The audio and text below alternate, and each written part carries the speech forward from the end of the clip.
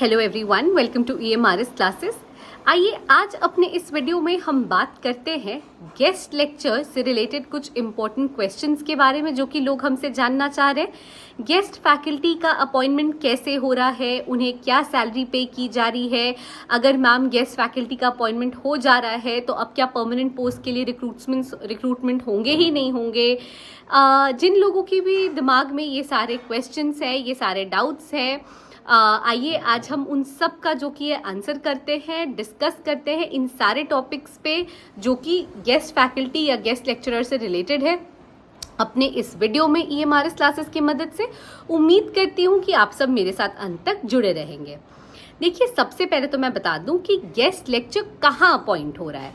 देखिए, guest lectures को या गेस्ट फैकल्टी को वहाँ अपॉइंट किया जा रहा है जहाँ पे कि टीचर्स इनसफिशिएंट है या फिर जहाँ पे उस पर्टिकुलर सब्जेक्ट के लिए रिक्रूटमेंट हुआ ही नहीं है ना।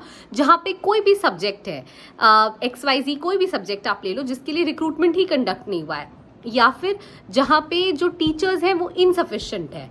अब कुछ टीचर्स ऐसे भी होंगे भाई जिन्होंने ज्वाइन किया आके और उन्होंने जो किया है ज्वाइन करने के बाद छोड़ दिया।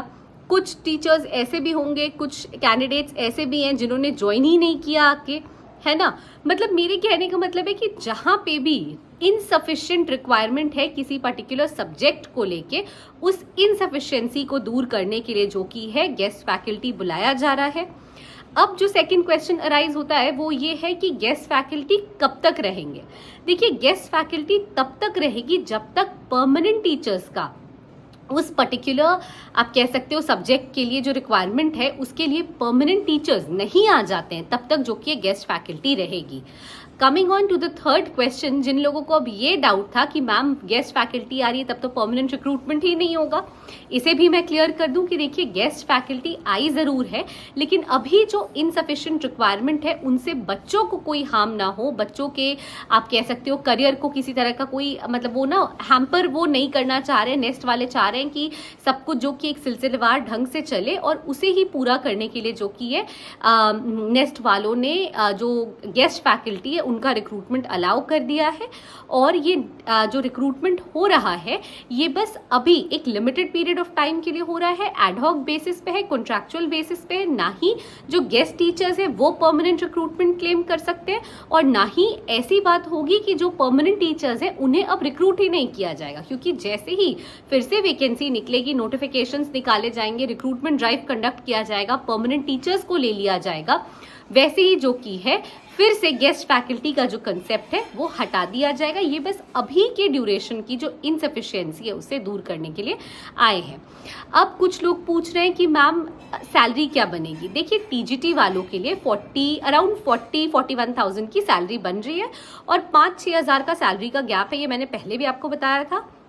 इनकी 41,000 के करीब बन रही है, TGT वालों की मैं बात कर रही हूँ। वैसे ही 45-46 जो की है बन रही है PGT वालों के लिए।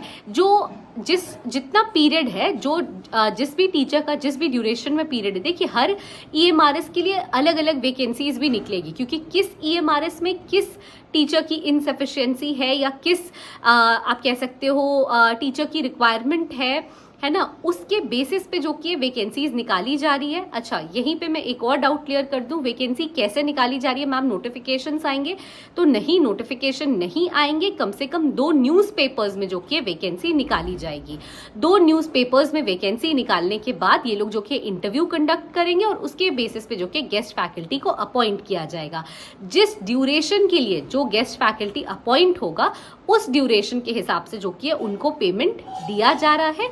TGT वालों के लिए मैंने बताया आपको 41,000 है और PGT वालों के लिए वही 45-46,000 की सैलरी है। इनकी कितना आप कह सकते हो कितना भी लंबा टेन्योर एक्सटेंड हो जाए, या आप कह सकते हो कि ये अभी अपॉइंट हुए हैं और काफ़ी समय तक या कुछ समय तक रेगुलर बेसिस पे भी कंटिन्यू, रेगुलर एज इन काफ़ी समय तक ये जो की है कंटिन्यू भी कर जाए उस पर्टिकुलर पोस्ट पे, लेकिन फिर भी इनकी जॉब कॉन्ट्रैक्चुअल ही रहेगी और इनकी जॉब तब तक के लिए ही रहेगी जब तक के लिए कि नए जो परमानेंट रिक्रूटर्स हैं, जो परमानेंट आप कह सकते हो रिक्रूटमेंट्स हैं, वो कंडक्ट नहीं हो जाए।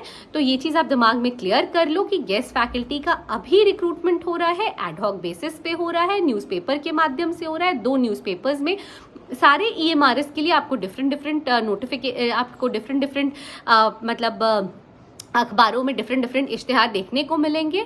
और इसके बाद रिक्रूटमेंट ड्राइव कंडक्ट होगा, as in the form of interview recruitment drive conduct होगा, और इंटरव्यू के बेसिस पे जो कि इनका चयन किया जाएगा।